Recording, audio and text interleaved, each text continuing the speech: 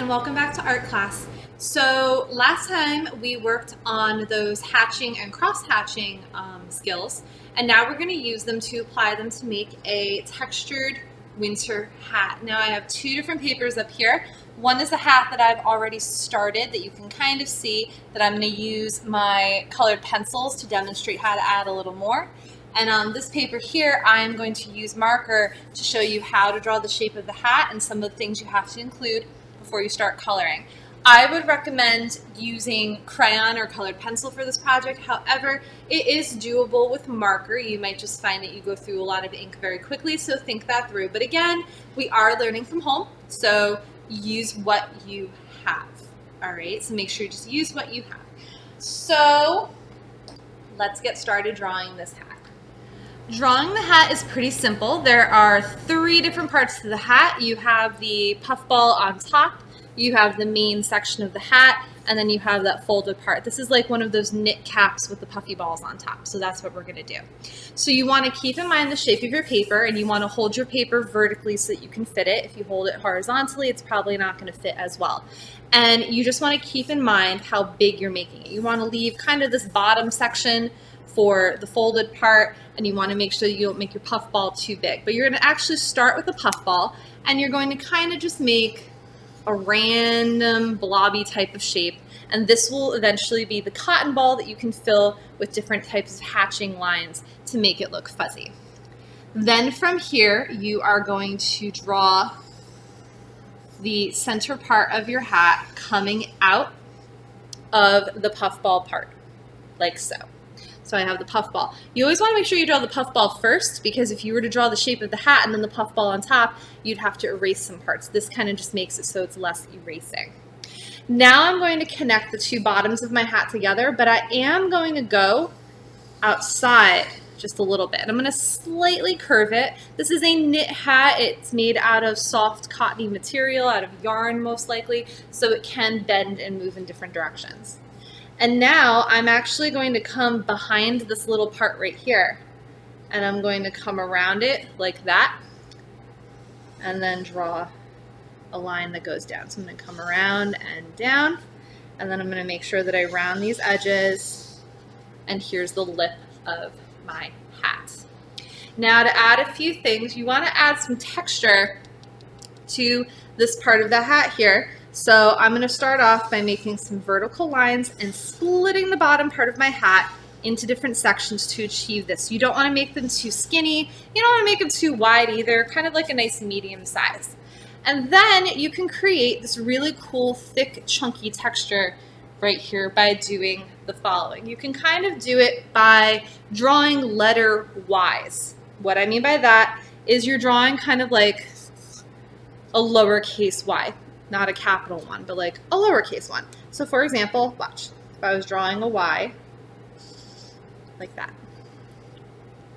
And then out of here, and across. So it's actually diagonal lines, and then you're splitting them. So whichever way kind of helps you. Sometimes people see the letter Y, sometimes it helps people to split it first, and then split those. So that's two different ways you can look at it. You can look at it as drawing letter Ys, or you can look at it as splitting it like a candy cane and then splitting those stripes in half. Just make sure that when you draw the splits, they're not really touching. And you can do this on every other space. You could do this on every single space if you want to, but you don't have to. So I'm going to choose not to. And now this is the part where I would start filling in my hat with a lot of hatching and cross hatching to show texture. So I'm actually going to do this with marker so you guys can really see it. I'm going to switch my colors. And my hatching, remember hatching is just straight lines. The more lines you have, the darker the value. The less lines you have, the lighter the value. And I'm going to use hatching to fill in this braided texture and really make it look that way. So with this, I'm going to choose one direction to go, and then in the next space, I'm going to go the other way, like that.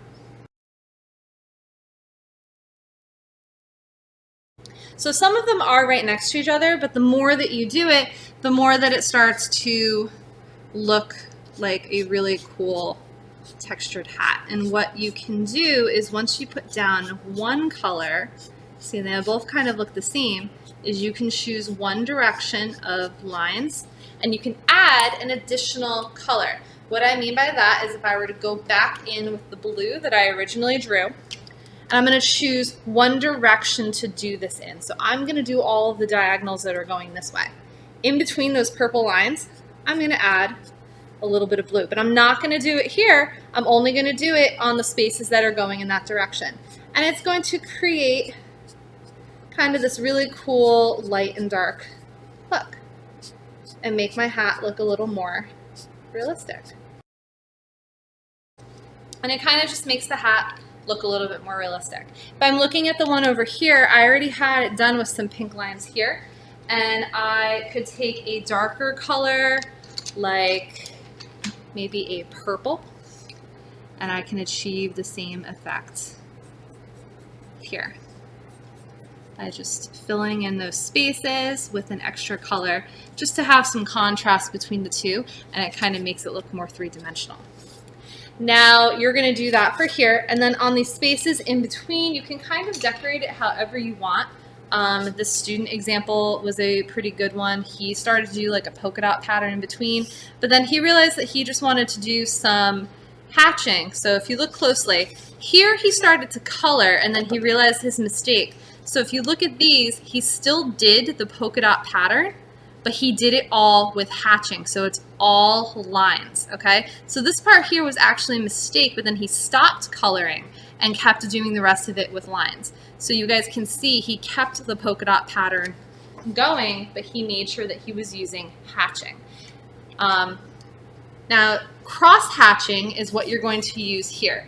Part of your hat is going to be a little bit lighter, like you can see on this one here.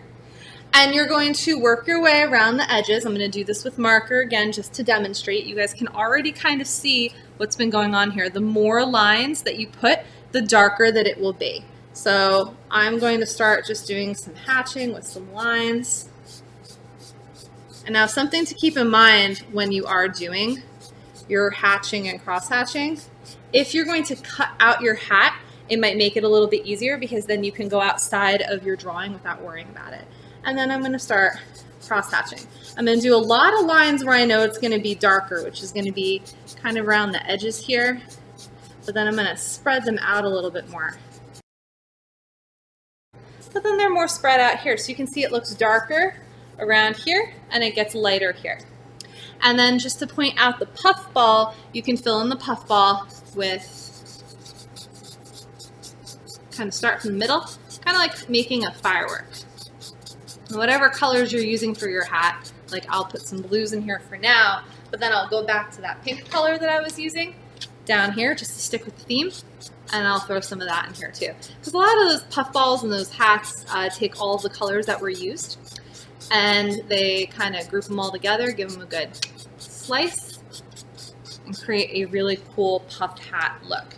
So that's what it can look like if you're using marker. You can achieve the same thing with colored pencils, and then it's up to you. You can either cut out your hat or you can just keep it on the paper. If you want to color the background, that's great, totally up to you. So you're using hatching and cross hatching to create the texture that's on the hat with the puff balls, the shading, the crisscrossing at the bottom. All right, so follow the steps to draw the hat, puff ball, middle, and the brim of the hat, and then split it into sections, create this kind of braided texture. Remember, you can do this in every other space, or you could do this in every single space if you want to and you like the way that it looks.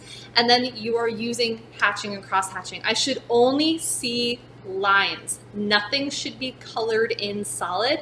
I should see everything with lines. Lines, lines, lines. Nothing is colored in solid, all right?